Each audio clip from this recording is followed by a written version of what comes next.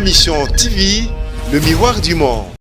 Oyebike bato oyo bakei banomaka pe bato wana misusu bakoki kozala na makanisi ya kolobake bameka kosala makambo oyo elekaki na Mali soki bameki yango awa tokolandela bango jusque na dernier retranchement bakokima bakotika pe biloko na bango po mingi oyo tozala bango awa nasi batonga bandaku il faut bavanda kimia pour batikana na bandako na bango wana qui va yibi 5 milliards de dollars américains 5 milliards budget bandato bandaki kosalela ti na sanza o tozana yo to kokisi na 5 milliards mais kasi basi ba yibaki déjà 5 milliards de dollars américains bandeko ya FCC baza kosala makambo biso to koki jamais kondima yango tolobi ke tolingi ke mboka ekende liboso na yango wana tokosala tout que président Félix Antoine Tshilombo Tshisekedi azala la majorité ya ba député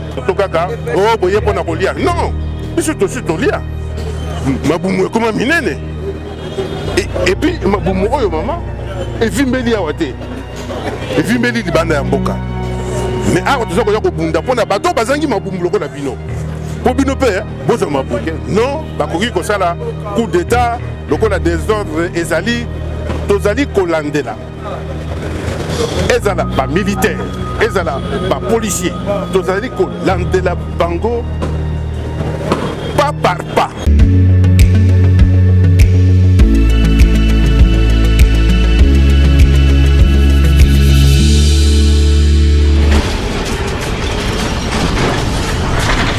Ma mission TV, le miroir du monde. À retenir une coalition déjà à base de la République avec Roger Lumbala. Peuple congolais, il faut retenir que le fait que je me suis déplacé pour venir participer à la sortie officielle, il y a CNP, il y a Basile Olongo, et ils allaient soutenir le président de la République. Et l'Inkolobake n'a pas soutenir parce que Tokoki Kozala, tu as soutenir mon côté et entre Bissot, tu as soutenir.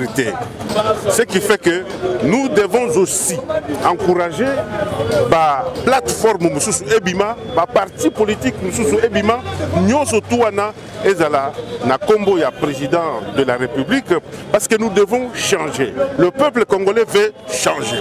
Le peuple congolais veut un changement dans ce pays. Pour que tu changes ma kamunambo kanabiso et sengeli que total batu mingi pour topé samaloba na bandeko oyo bazako linga changement te. La bandeko wana bozako mona ndenge bandeko ya FCC bazako sala makambo biso tokoki jamais kondima yango. Tolobi ke tolingi ke mboka ekende liboso na yango wana tokosala tout possible. Tokosala tout possible pour que bandeko na biso ya FCC bazonga lisusu te na pouvoir. Tokosala tout que le président Félix Antoine Tshilombo Tshisekedi azala la majorité ya ba député na kati ya Assemblée nationale, azala la majorité ya ba sénateur na kati ya Sénat, azala pe na majorité na niveau ya ba Assemblée provinciale et na niveau ya ba gouverneur d'autres. C'est ça l'objectif majeur. Maman, na lobela ki ba yibi 5 milliards de dollars américains.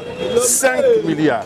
Budget banda to banda ki kosalela ti na sanza o tozana yo to kokisi na 5 milliards. Mais kasi basi ba yibaki déjà 5 milliards de dollars américains. Toko kende ndenge nini, toko continuer ndenge nini, toko tonga mboka ndenge nini, gratuité et enseignement et kosalema ndenge nini, ceux qui bande comme susu bazali ko continuer na ko yibaka bambongo. C'est pourquoi tolingi changement et kota na mboka na biso. C'est pourquoi Essengeli to soutenir batonyo surtout bao bazali na président Félix Antoine Tshilombo Tshisekedi. Le patriarche a participé lelo na bino a fait 6 coups d'envoi et to retenir Penini la présence na yembo président le président de la République. Mais bien sûr, à partir du moment que Oyo ndeko Basile a sengaki na yepo aya le col yé a yebi kezali na mangomba o baza ko soutenir le président de la République, il a répondu à l'invitation. Il a répondu. Donc, pendant qu'on a dit que le président de la République et Sikaya Zali, azako landela. Bato oyo bazali ko soutenir ye, azako landela makambo nini ezako leka. C'est pourquoi esengeli boye bake makambo ezako kende. Malembe kitoko et puis président alakisaki sagesse na na message ya lobby. Mingi bazali ko zela nini? Dissolution ya assemblée. Mingi bazako zela démission ya premier ministre. Mais tala ndenge ya lobby esengeli to sala ba consultation to solo nano po batonyo surtout ba même décision oyo ye akozwa après. Na bandi que situation wana bisonyo surtout to sepela kina. Parce que le déjà discours ya chef de l'État, yo zali moto kitaka na base yo moko zali base de la République, okoki kotalisa te après discours ya chef de l'État, base to peuple oyo alandaka bino na simatali saka bino baposa na ye azali d'accord na message ya chef de l'État to pe à comprendre yango. Bien sûr, peuple à comprendre. Le peuple a lingi motote oyo akoki koya azako imposer ba décision na ye. Peuple a lingi moto oyo avant ya kozwa décision azako sangisana no bato. Nde oyo président de la République asali peuple a beteli maboko, c'est pourquoi au moni na manifestation oyo toye bato baye ebele. Soka zalaki lingomba oyo ke ezako soutenir bato ya ngambo mususu na banzi ke mbele ero yo moni bato bakomi ko bunda ko wela ka bambongo. Alors que au moni awa bato baye basepeli bangunyo surtout bazongi bakabolele bango mbongo te elingi kolobake ezali volonté ya changement au peuple congolais alingi peuple congolais azali kolanda yo a retenir ni na union sacrée nationale union sacrée elingo lobake union sacrée ya ba peuple congolais na kati ya ba organisation oyo zo les manettes basses de la République net CNP et d'autres partis politiques oyo bakolinga kozala na président de la République peut ko soutenir ye union sacrée wana nde sikoyo ekozala contre badongolomiso contre batonyo surtout oyo bazali kokanisa mabe pona mboka na biso naza kosala sikoyo un avertissement poto komi koyoka bato baza koloba ke non bakoki kosala coup d'état lokola désordre ezali tozali kolandela ezala ba militaire ezala ba policier tozali kolandela bango pas par pas. Mais président de la République azali kokamba. Mais le kola sikoyo oyebi ke bato yo bakei ba nomaka pe bato wana. Misusu bakoyi kozala na makanisi ya koloba ke ba meka kosala makambo oyo elekaki na Mali. Soki ba meki yango awa. Toko landela bango jusqu'à na dernier retranchement. Bako kima bakotika pe biloko na bango po mingi o tozala bango awa basi batonga bandaku il faut bavanda kimia po batikana na bandaku na bango wana soki moto ameki toko lande peuple akolandela bango jusqu'à na dernier retranchement.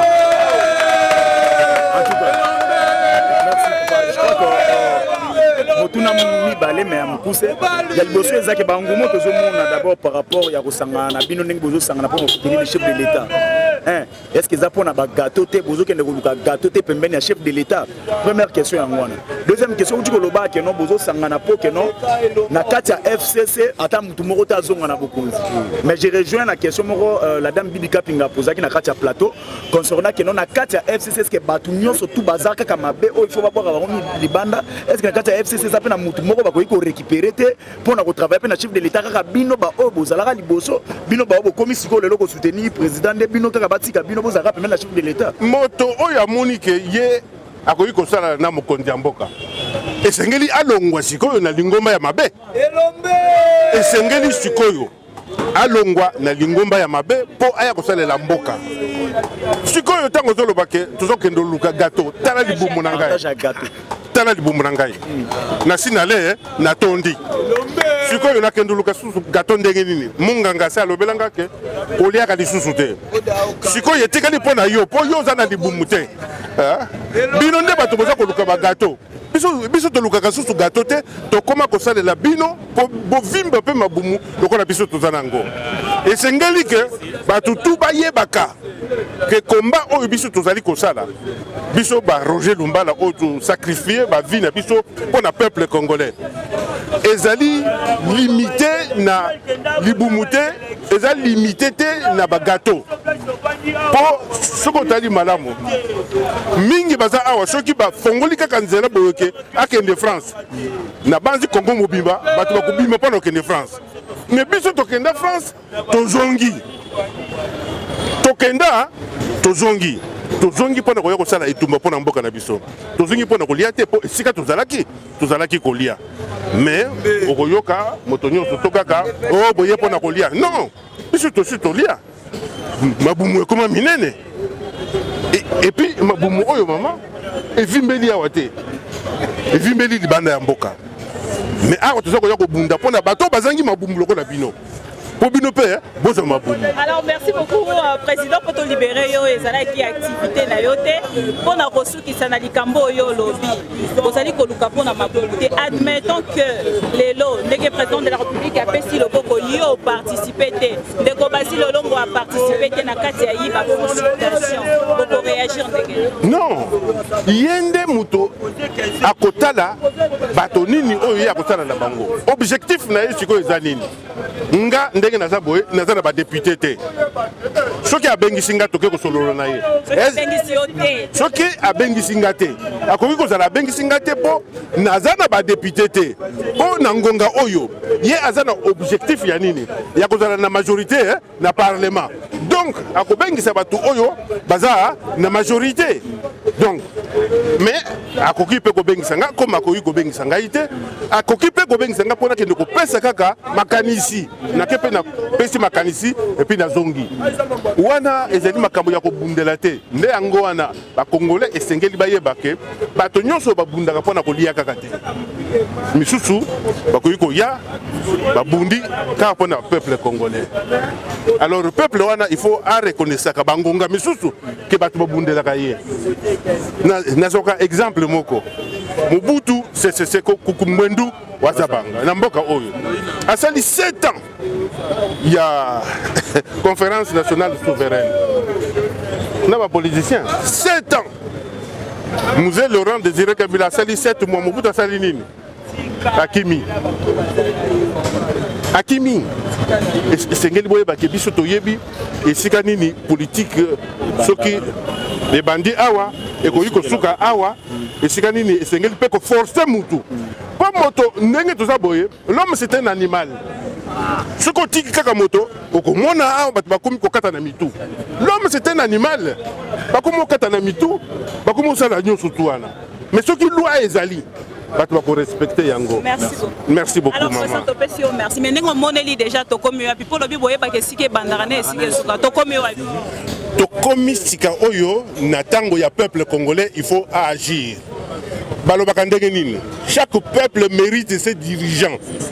Ba dirigeants oyo tozaki na bango wana le peuple congolais bazali ko mériter bango nde yango wana bango siko bakanisa kike bako continuer na ba miyibi bako continuer na bato baza ko détruire mboka lokola oyo ya biso Luzolo Bambi aya lobi baza ko yiba 15 milliards de dollars américains.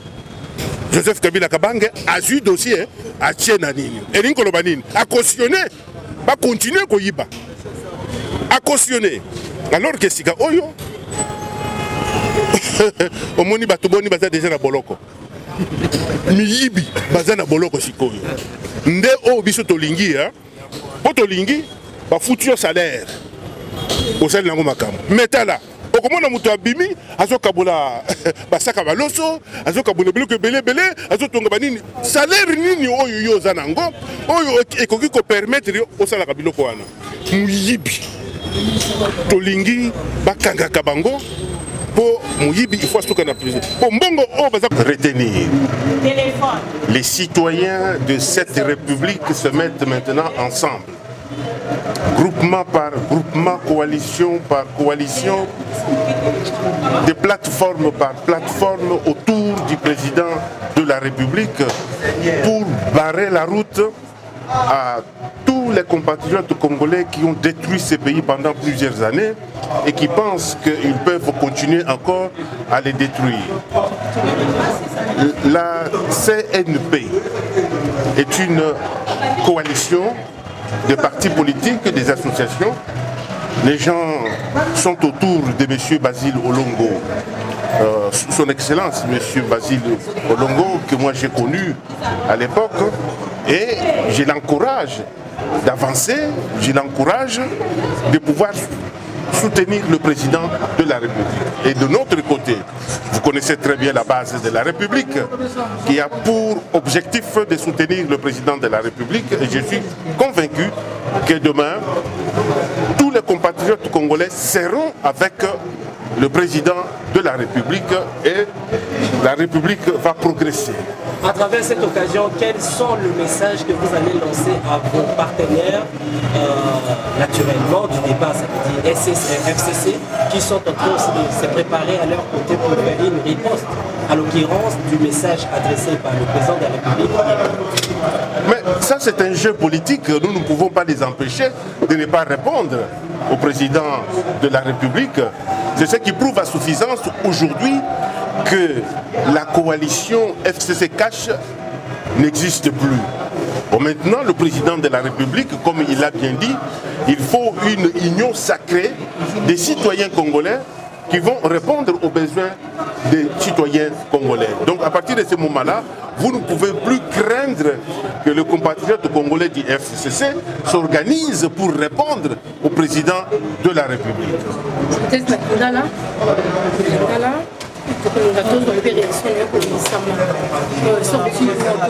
Sortie officielle, il y a la plateforme où il y a Mboka, Basile Olongo,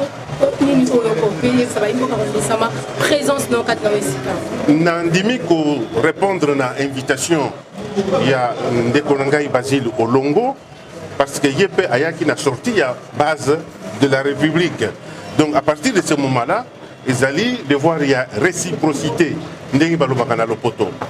Na bandike nani coalition oyoyaye CNP et ils allaient soutenir le président de la République.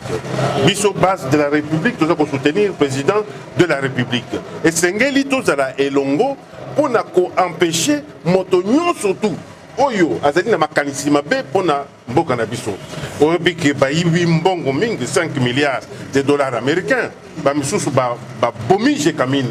Esengeli CNP na base de la République na ba coalition mususu mpena ba parti mususu tokoki ko bosana te IDPS ya président Yemoko Félix Antoine Tshilombo Tshisekedi tozala lingomba nde oyo mokonzi ya mboka lobi tozala na union sacrée tozala lingomba pona ke mboka na biso ekende liboso et to empêcher ba dongolomiso ba oyo balingi ko détruire mboka po bazonga sima. Est-ce qu'on a dit un message à mokonzi ya mboka lobby ba partenaire na bino to ko benga bongo FCC balobi ete bango ba telemeli vraiment message wana discours wana balobi ete bango pe ba ko bonga maka po ba lancer pe message oyo bango bazana ngona message okolobani ko landisama position bango pe bakozwa topé lobby topé na sima ya lobby na bandi que o ezali jeu politique ce qui côté moko bato ba lobby côté mosusu bakoyi kotika na kimiate tika bango pe baloba mais qu'est-ce côté nini peuple azako landa côté nini peuple azako mona ke bazako tonga mboka nde côté oyo ya président Félix Antoine Tshisekedi Tshilombo nde yango wana biso banso tozali kuna peuple congolais mobimba bazali kuna baza kotia ye maboko de sorte que mboka na biso échanger po mboka ekufi mikolo mingi oyo bango bazaki na pouvoir. Alors voilà, c'était ma mission TV, le miroir du monde. Tolobaratozali li sonabino esika information ezali lito inabino kokita en temps réel, ma colonabino kokita en temps réel, tokita ki awa en temps réel pour na rememela bino information concernant sortie officielle. Il y a président Basile Olongo, Bolandi Ango bino nyonso CNP et ba lobby basali tosali réaction na bango mais na présence tomoni bongo présence ya Kitengeye soit azali au représentant ya chef de l'État azalaki wana et bomoni bongo Roger Lumbala azalaki pe wana et nangambo na yo. Oui, on constate ce dernier temps, madame, que vraiment la coalition est bandit au Salama. On ne sait pas, je ne sais pas. Qu'est-ce qui se prépare? Donc on ne comprend rien. Et puis, tout comme on a un déplacement, il y a le représentant, le représentant chef de l'État place. Et non seulement ça, il a eu la parole pour dire que non, il n'y a qu'un seul chef. Le chef Bazami Balete, le chef Bazarabi Balete, Zara, le chef Moko. Moba, Lisoka, Lingi Mwasi, et qui a commis que le tal à Mwasi, Moussous quelque part, ce qui veut dire Bolingo et Bandi quand même Kokita. Yango, ceux qui battent Balanda bien, Balanda analyse na yo ou eleka. Et ça, quand on va voir si Koyo, Batala, Bazon a analyse nous les cas, Makamon, surtout c'est comme si on a réflexion au prédisant déjà. Au prédisant déjà. C'est pourquoi le lot est là qui a un pesi ou est là qui va pesi. Pas pesi mot d'ordre dans le lobby que non. Moutou Oyo ya komeka ko bouger pour un chef de l'État. Toi meka ko banda ko tia lisusu ba pot de banane ndenge bazoloba. Akokutana na CNP na nzela na bango. Point d'interrogation, yone mutu ko analyser na réflexion ya lobby na tongo ya lendi na tongo pour na kotala soki ezokende wapi ba regroupement to komi mona est-ce que ko luka majorité ngo e bandi déjà tout point d'interrogation. Merci beaucoup Gloire Bosobe, merci na balandinyo sur ma mission TV. Topesibino merci pour la nege bozala ki wana kolanda biso. Bon continuer ko s'abonner na MMTV, ma mission TV le miroir du monde. Bon continuer ko partager ba émission na biso, bon continuer ko liker. To rozala toujours wana pour na ko pesa rabino information en temps réel. To kutani tout à l'heure pour na information. Merci.